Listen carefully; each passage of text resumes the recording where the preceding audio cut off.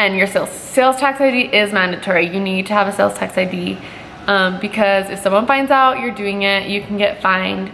And most places you're gonna buy clothes from are gonna ask for your sales tax ID. You really can't get into any like websites, any wholesale accounts if you don't have that ID. So that for sure you need to do. And then after that, you create your website. So I created my website through Shopify. I have no clue about anything about the internet. Like, well, I know about the internet, but I don't know how to create, I don't know how to code, I don't know anything about anything. So Shopify was super easy to create my website. I pay monthly $30 to host it, but upfront you would pay, I mean, there's free templates on there you can do, but then your website might look like everybody else's website.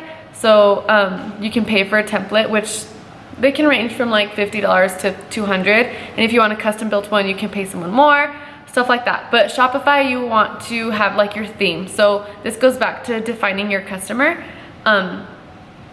You want to have, what colors is she gonna react to? Like maybe if I wanted to go for a more rocker vibe, I would probably pick black and red, stuff like that. But my vibe is a little more like laid back, hippie, bohemian. So I picked like pink and peach for my site. But I played around with it a lot. I've probably had a bunch of colors, but right now that's what my site looks like. But played around with themes. I've also changed themes up. But yeah, Shopify is super helpful, and there's, I mean, tons of YouTube videos also saying how to set up my Shopify account, what do I need, stuff like that. So really just Googling, watching YouTube videos. I learned everything from the internet and then just put it all together slowly to figure it out. When you're looking for a business name, you want to make sure that name is available everywhere. So you want to make sure there's not a website called that, there's not an Instagram name taken, there's not a Facebook account, there's not a YouTube account, who knows if you're going to start one.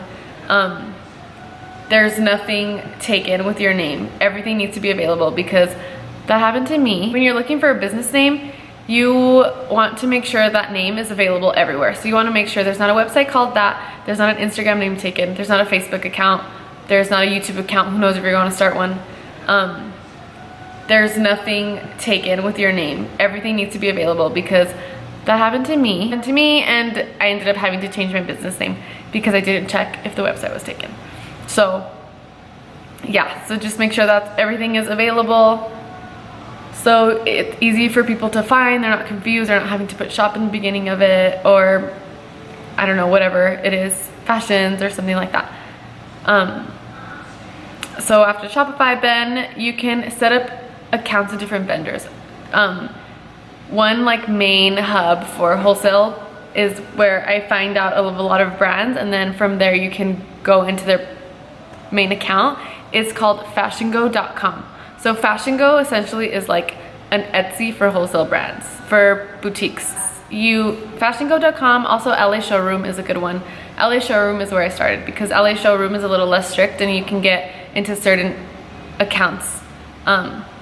Because sometimes brands will ask for 3 invoices before you can open an account with them. So you want to find brands that don't ask for anything to get those 3 invoices, and then you open a Fashiongo account, or you get access to more brands.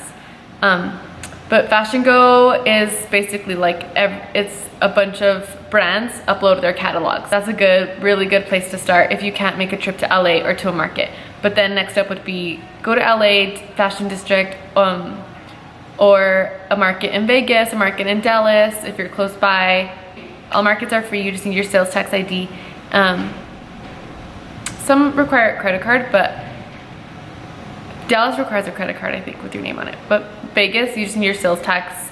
Actually, I don't even think you need a sales tax. You just like register for the show.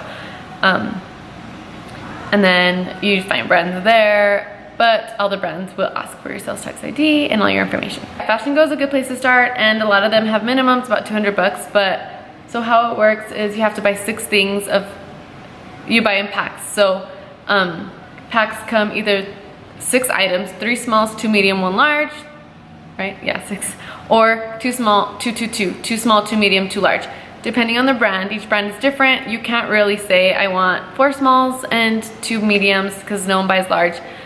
No, these are set packs. Higher end brands will let you pick sizes and stuff like that. Sometimes denim brands do, just depending, but you honestly just figure it out as you go.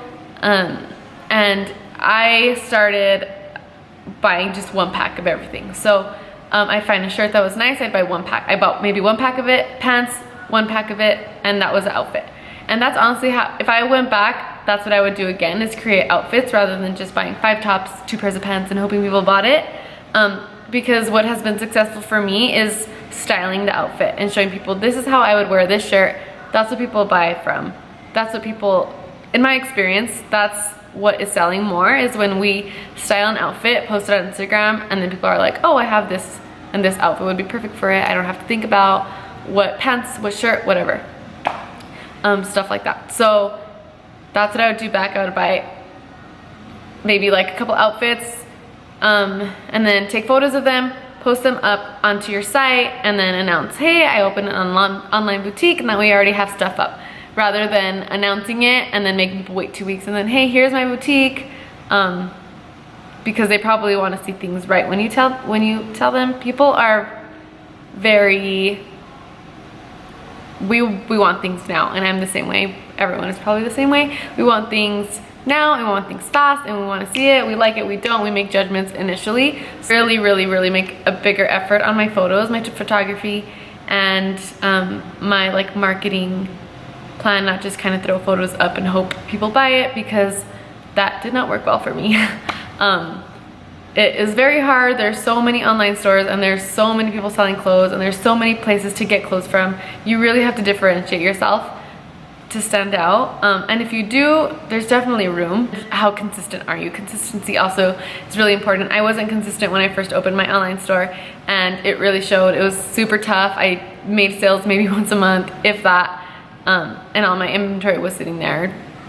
I was just paying interest on my credit card without making any money. That's basically like to start up all you would need. It's pretty easy to start up. I mean, retail is an easy industry to get into. There's not a lot of barriers to entry. After you're up, it's hard to sustain. That's a hard part, but definitely possible.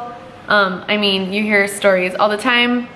Google is your best friend, YouTube is your best friend, and I hope this video helps some of you. I get a lot of questions of how to start, and these are really top tips I would give anyone, even if you walk into my stores. Thanks for watching. I hope it helped. If you want to comment a question, I will try and answer them.